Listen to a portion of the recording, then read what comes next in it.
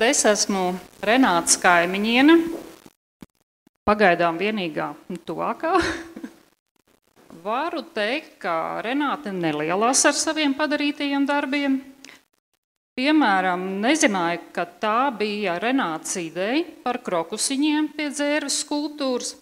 Renāte esot paziņojusi to biedrības čatiņā, un jau nākamajā dienā gribētāji ar savā dārzā saraktajiem krokusiem devās uz centru, un šovasar tie pirmo reizi jau uzziedēja. Renāte ir biedrības valdes locekle, arī mājaslapas Lielauc LV izveidotāja un uzturētāja. Kā jau daudziem lielaucniekiem, arī Renātes Kalniņas vērtība pieturpunkts ir baznīca. Viņa ir piedalījusies daudzās talkās pie baznīcas.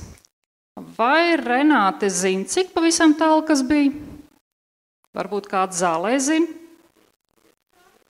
12, pareizi. 12 talkas pie baznīcas. Viena lieta par Renāti, ko vēl nezināju, viņa izgatavoja maketu informācijas stendam pie baznīcas.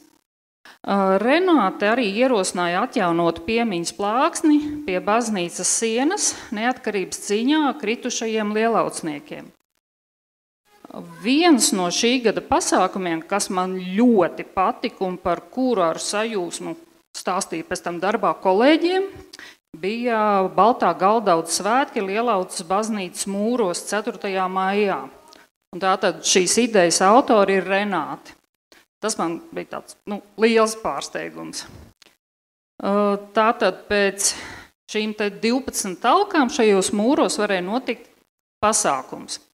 Katrs darīja savu darbu. Renātei bija iedalīta zupas vārīšana.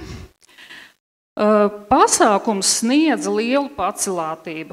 Tāda atmosfēra, kāda valdīja pie garā kopienas galda, nav ieplānojama.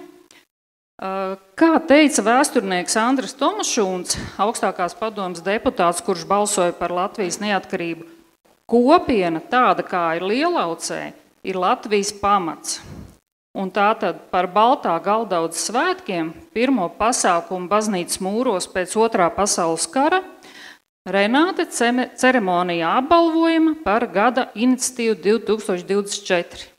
Balvu Renātei Kalniņai pasniedz Raimonds Vernis.